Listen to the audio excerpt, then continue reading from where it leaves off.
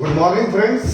और हम आपके बीच एक बार फिर से हाजिर हुए हैं और एक नया टॉपिक को लेकर आए हैं आप सभी स्टूडेंट्स के लिए, जो कि किसी भी एग्जामिनेशन यानी चाहे आप बैंक, एसएससी, रेलवेज या फिर आप किसी भी डिफेंस की तैयारी कर रहे हैं, जैसे एयरफोर्स, नेवी, एनडीए, सीडीएस या फिर एमबीए क्लासेस की भी आप प्रिपरेशन करते हैं, तो उन सारे स्टूडेंट्स के लिए ये आपका टॉपिक जो है बहुत ही ज्यादा इंपॉर्टेंट है।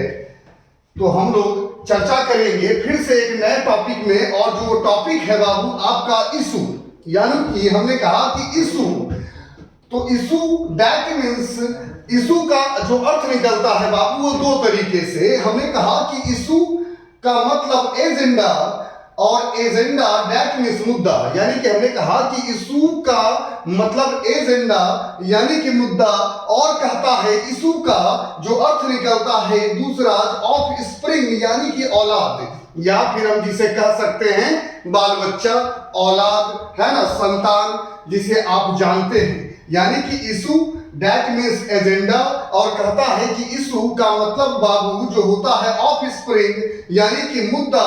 हमने कहा इशू दैट मीन्स आपका कहता है कि मुद्दा, और इशू का मतलब कह रहा है औलाद, यानी कि मुद्दा और औलाद। तो हम इसको जानने से पहले सबसे पहले हम इस पे जब चर्चा हम करेंगे, तो हम जो चर्चा करने जा रहे हैं बाबू कि ये जो एजेंडा है, ये जो मुद्दा है, ये आपका देखिए सिंगुलर एवं प्लूरल दोनों हो सकते हैं, यानी कि एक वचन और बहुवचन दोनों रूप में हम इसका यूज कर सकते हैं, यानी कि ये सिंगुलर भी होंगे और प्लूरल भी होंगे।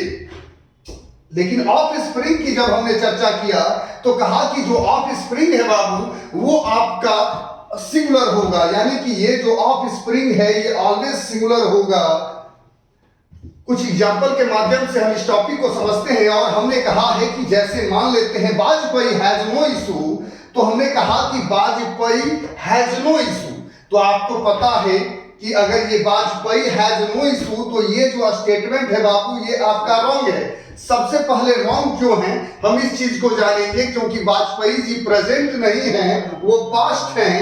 तो वाजपेयी हैज के स्थान पर यहाँ पर क्या होना चाहिए, हैड होना चाहिए, यानी कि सबसे पहला जो एरर की भाई अगर आता है तो ये प्रेजेंट नहीं है बल्कि पास्ट में है। तो हमने कहा कि वाजपेयी हैड नो इशू, यानी कि वाजपेयी के पास कोई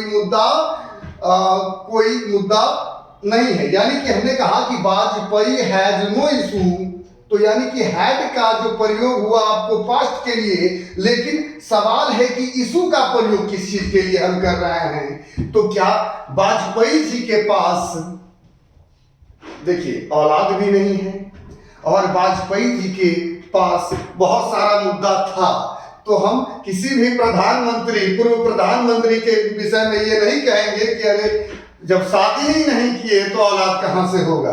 तो ये जो चर्चा जो की जा रही है हैज और हैड का कॉन्टेक्स्ट से तो बिल्कुल बाबू ये आपका रॉन्ग है। अगर हमको इसको अगर राइट करना होगा तो हम क्या करेंगे, और हम लिखेंगे और कहेंगे कि वाजपेयी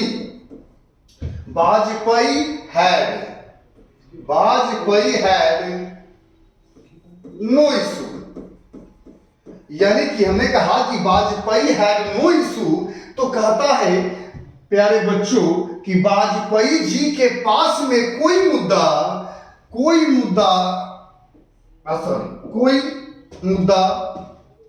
नहीं था, यानी कि वाजपेयी जी के पास में कोई मुद्दा नहीं था। हम थोड़ा सा आते हैं नेक्स्ट एग्जाम्पल के माध्यम से और समझते हैं, और हमने कहा कि पोवर्टी, यानी पोवर्टी दैट मीन्स आप सभी लोग जानते हैं गरीबी एक बहुत बड़ा समस्या है, चाहे वो हमारे यूपी, बिहार, झारखंड की हो या तो पूरे की पूरे इंडिया की हो, यानी कि गरीबी जो है एक बिग समस्या है, बहुत बड़ी समस्या है। तो उसी पे एग्जाम्पल है, और कहा गया है कि poverty is a big issue for Bihar, यानी कि poverty is a big issue for Bihar. तो हमने कहा कि भाई गरीबी जो है वो एक बहुत बड़ा मुद्दा है, एक बहुत बड़ा समस्या है, कहाँ के लिए, बिहार के लिए, है ना। तो ये जो स्टेटमेंट है बाबू बिल्कुल राइट है कि poverty is a big issue for Bihar, यानी कि जो गरीबी जो है वो बहुत बड़ा मुद्दा है। कहाँ के लिए? तो बिहार के लिए। तो यानी कि ये जो स्टेटमेंट है वो बिल्कुल राइट है, यानी कि इशू यहाँ पर सिंगुलर फॉर्म में यूज किया जा रहा है, तो यह भी राइट है, क्योंकि हम इशू को कभी भी इशूज में कन्वर्ट नहीं कर सकते हैं फिलहाल के लिए। चलिए आइए इस पे आगे हम चर्चा करते हैं और नेक्स्ट एग्जांपल के लिए हम जाते हैं और कहते हैं बाबू कि Lalu has 9 issue. Lalu has 9 issue, तो कहता है कि लालू को कितना बाल बच्चा? तो कहता है लालू है, ध्यान से देखिए, लालू हैज 9 इशू, तो लालू के पास 9 बाल बच्चा। लालू के पास 9 बाल बच्चा, तो ये बिल्कुल सत्य है कि हमारे लालू यादव जी के पास में 9 औलाद है, 9 संतान है, 9 बाल बच्चा है। तो यहां जो बाबू कॉन्टेक्स्ट निकल रहा है, तो इशू का जो कॉन्टेक्स्ट निकल रहा है वो औलाद के लिए निकल रहा है, और ये स्टेटमेंट बिल्कुल राइट है। उसी प्रकार से नेक्स्ट एग्जांपल में जब हम देखते हैं और कहते हैं कि my uncle has 4 issue, my uncle has 4 issue. सबसे पहली बात समझिएगा, माय अंकल हैज 4 इशूज नहीं बल्कि 4 issue, comma there are 3 sons, 3 sons, short में आइए, 3 सन्स एंड कहता है अ डॉटर, यानी कि एक 3 लड़का है और एक लड़की की चर्चा हो रही है। फिर से समझा जाए, हमने कहा my uncle has 4 issue, 3 sons and a daughter, तो कहता है कि 3 गो लड़का और 1 गो लड़की। तो जाहिर सी बात है कि यहाँ पे संतान, औलाद और बाल बच्चे का कॉन्टेक्स्ट निकल रहा है। तो यह जो स्टेटमेंट है बाबू वह बिल्कुल आपका राइट है, और नोट पॉइंट में हमने कुछ इस कॉन्टेक्स्ट में दिया है, क्योंकि बच्चों के लिए बहुत बड़ा समस्या, बच्चों के लिए बहुत बड़ा समस्या ये खड़ा हो जाता है हर एक छात्रों के लिए कि भाई जनरल कंपटीशन के अंदर में लड़का बहुत ज्यादा कंफ्यूज होता है, और आपका कंफ्यूजन अगर बढ़ा तो एग्जामिनेशन में नंबर घटने का उम्मीद बहुत ज्यादा बढ़ जाता है। ऐसे भी आप राइट नाउ आप लोग कॉम्पिटिटर हैं, और आप लोग जब तैयारी कर रहे हैं किसी भी चीज को, तो हमारा कोशिश यही है कि आप कम से कम गलती करें, बहुत कम से कम गलती करें डिफिकल्ट टॉपिक्स के भी अंदर में। तो उम्मीद करते हैं कि आपको ये टॉपिक समझ में आया होगा, लेकिन उससे पहले हम नोट पॉइंट पे एक बार चर्चा करते हैं। हमने कहा कि ऑफ स्प्रिंग इशू, हाँ, can not be change into issue, यानी कि औलाद वाली जो बात चर्चा हो रही है इशू की, वो हम कभी भी इशूज में बदल नहीं सकते हैं, वो ऑलवेज इशू ही रहेगा मेरे प्यारे बच्चों।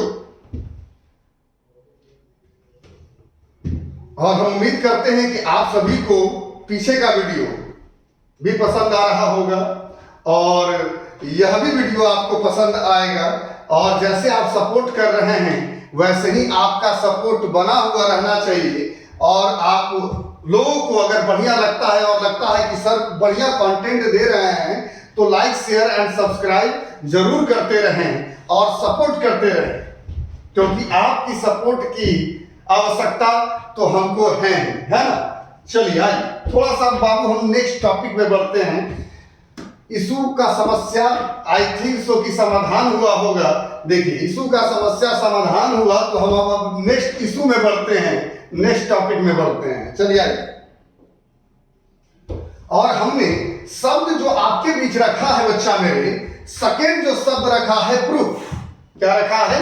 प्रूफ। और हमने कहा प्रूफ दैट मीन्स क्या? तो कहता है प्रूफ दैट मीन्स विटनेस। और हमने कहा कि प्रूफ का मतलब ही होता है बच्चा एविडेंस, यानी कि सबूत की चर्चा अगर की जाए। प्रूफ दैट मीन्स क्या? सबूत। अरे प्रूफ दैट मीन्स सबूत। और हमने कहा कि सबूत की चर्चा यदि अगर की जाएगी तो 2 तरीके से बच्चा, एक आपका विटनेस और दूसरा आपका क्या? एविडेंस। बड़ा कंफ्यूजन होता है स्टूडेंट को, विटनेस कहाँ प्रयोग करे सर जी, एविडेंस कहाँ प्रयोग करे सर जी। तो हमने कहा कि विटनेस का जो प्रयोग आप करेंगे बाबू मानव से संबंधित, विटनेस का प्रयोग मानव से संबंधित, और कहता है एविडेंस का प्रयोग जो है मेरे प्यारे बच्चों वस्तु से संबंधित। तो हमने कहा कि एक मानव और एक वस्तु, एक विटनेस मानव से संबंधित और एविडेंस कहता है वस्तु से संबंधित। तो अब एग्जाम्पल में आ जाते हैं। हमको उम्मीद है कि इतना में आपको समझ में आ गया होगा। तो एग्जाम्पल में क्या आते हैं कि एन ओल्ड वुमन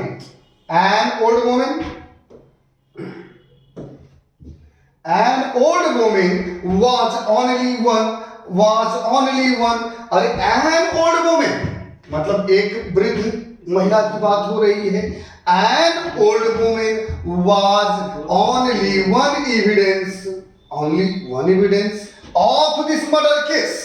यानी कि कहा जा रहा है भाई कि जो महिला हैं वही एकमात्र मर्डर के केस के एविडेंस हैं या फिर विटनेस हैं। तो आप थोड़ा सा फिर से ध्यान से देखा जाए कि एन ओल्ड वुमन, तो ये किसी व्यक्ति की चर्चा हो रही है।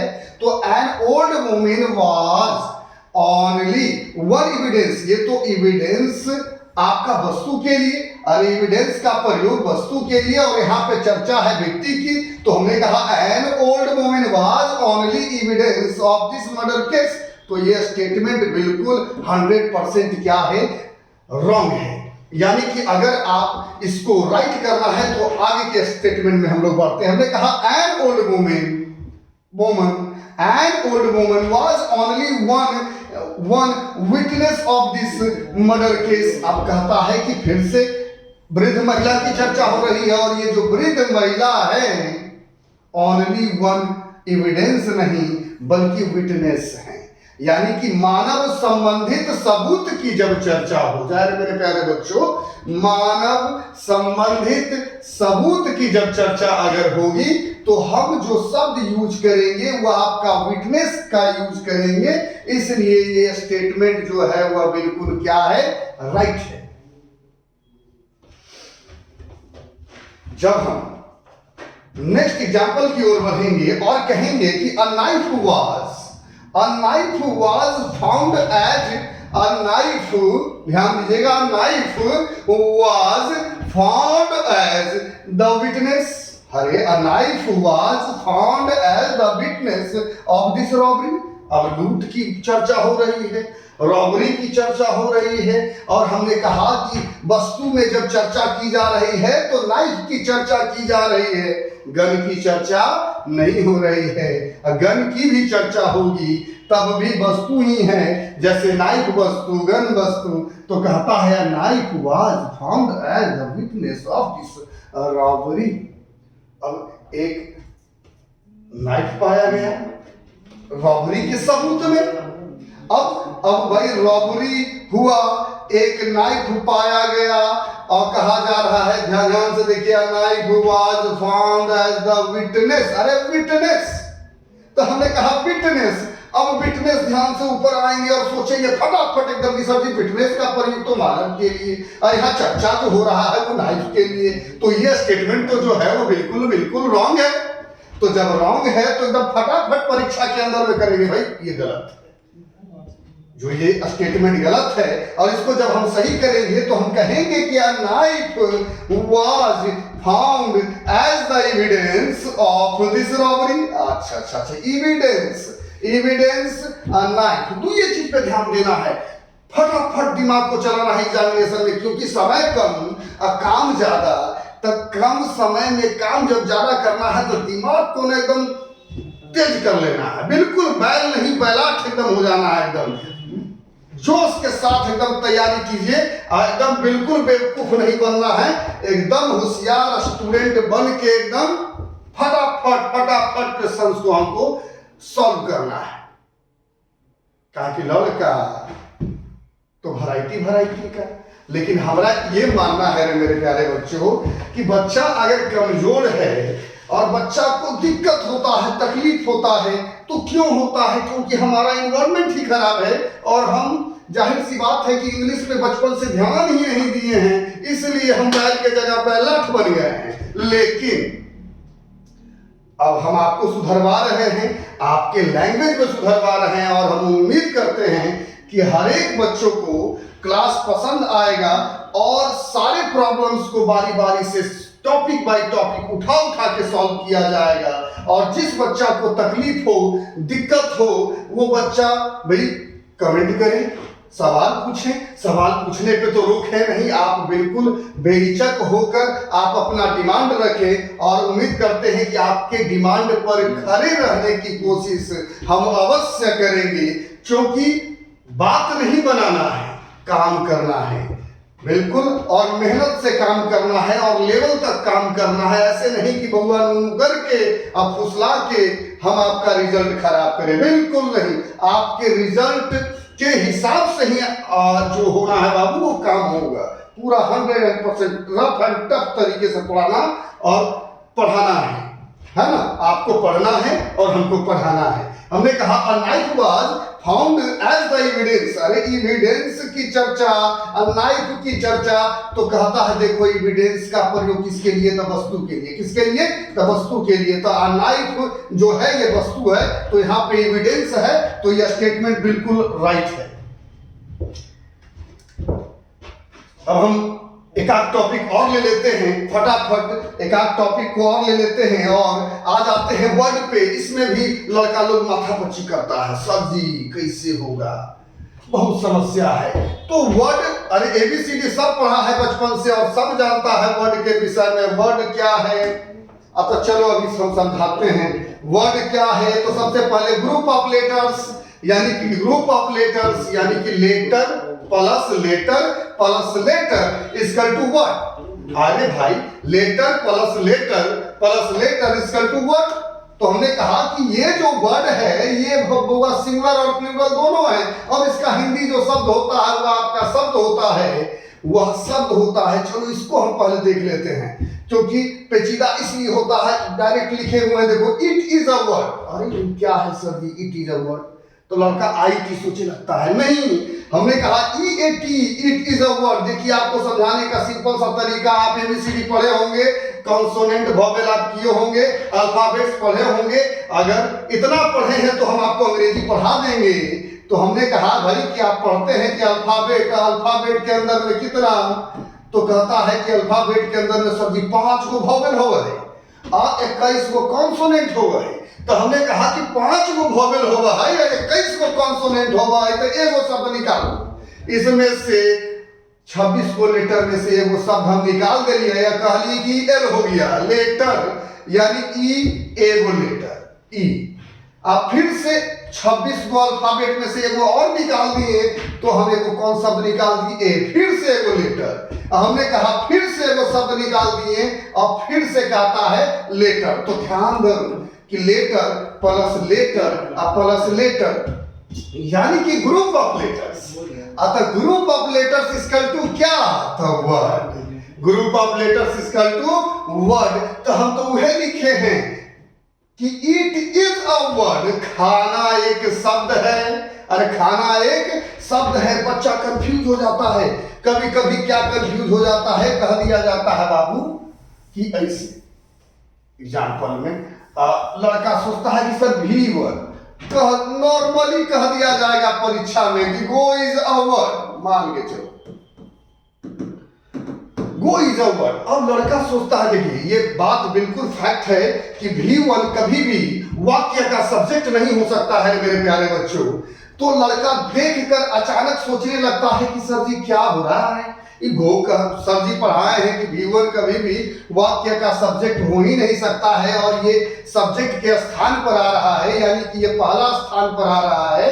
तो ये सर जी तो सब्जेक्ट हो गया, तो सब्जेक्ट बिल्कुल हो गया। लेकिन आप एक बात को आपको ध्यान देना है कि जब ऐसे शब्द आ जाए आपके सेंटेंस के अंदर में कि इट इज अ वर्ड, कहता है it is a word, go is a word, अरे try is a word, cry is a word, कुछ भी किसी भी शब्द को उठाया आपके अल्फाबेट से कह दिया कि वो वर्ड है। लेकिन एक कॉमन चीज आपको मेरे प्यारे बच्चों याद रखना है कि जब ऐसे प्रकार के सेंटेंस आपके सामने आएंगे तो एक चीज हमेशा सिंगुलर रहेगा। क्या रहेगा? Singular word.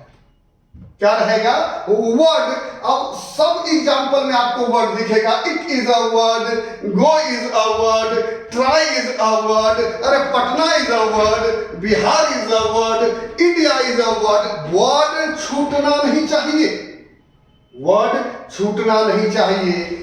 उसी स्थिति में एक वर्ब का पहला रूप भी सब्जेक्ट के स्थान पर आकर कार्य करता है। उसके अलावे किसी भी स्थिति में V1 कभी भी वाक्य का सब्जेक्ट नहीं होगा। अगर छोड़ दीजिए, अगर हमने कहा कि जब वर्ड की चर्चा कर रहे हैं तो लेटर, अगर लेटर की भी चर्चा अगर होगी तो आई इज अ लेटर, अरे E is a letter. Letter और वर्ड अपने स्थान पर फिक्स होगा। आइए नेक्स्ट एग्जांपल के माध्यम से समझते हैं। उम्मीद करते हैं कि आप सभी को बेहतर ढंग से समझ में आया होगा। हमने कहा कि girl, girl is a word, कहता है कि गर्ल फिर से बोला जा रहा है। देखो लड़की जो है ये एक शब्द है, अरे लड़की है जो है वो एक शब्द है। जैसे girl is a word, boy is a word. आगे बढ़ते हैं। एग्जामिनर आपको कंफ्यूज करने की कोशिश करेगा, बच्चा कंफ्यूज बिल्कुल नहीं होना है। कंफ्यूज आएगा तो गया। Girl is a word that has 4 letters. That has क्या कहता है? 4 लेटर्स। यानी कि भाई girl is a word that has 4 letters. अब देखो लेटर्स की भी चर्चा और वर्ड की भी चर्चा। अब लेटर्स कहता है कि 4 लेटर से मिलकर क्या बना? वर्ड। ध्यान दो, एग्जाम्पल भी तुम्ही लोगों के मन के लायक हमने लाया है कि भाई 4 letter plus letter plus letter plus letter. कई वो हो गया, ज्यादा हो गया। Letter plus letter plus letter और प्लस लेटर। कहता है कि 4 वो लेटर मिला तो ये वो शब्द बना गर्ल। और कहता है गर्ल इज अ वर्ड, छोड़ा नहीं है वर्ड, वर्ड है इसमें भी। That has 4 letters. कहता है कितने लेटर से मिलकर बना है? तो 4 लेटर से मिलकर बना है मेरे प्यारे बच्चों। अब हमने कहा कि उम्मीद करते हैं कि आपको तकलीफ नहीं हुआ होगा, यही हमने कहा। चलिए आइए नेक्स्ट एग्जांपल में आते हैं और समझते हैं कि आई गिव यू अ वर्ड। अब ये कौन वर्ड है?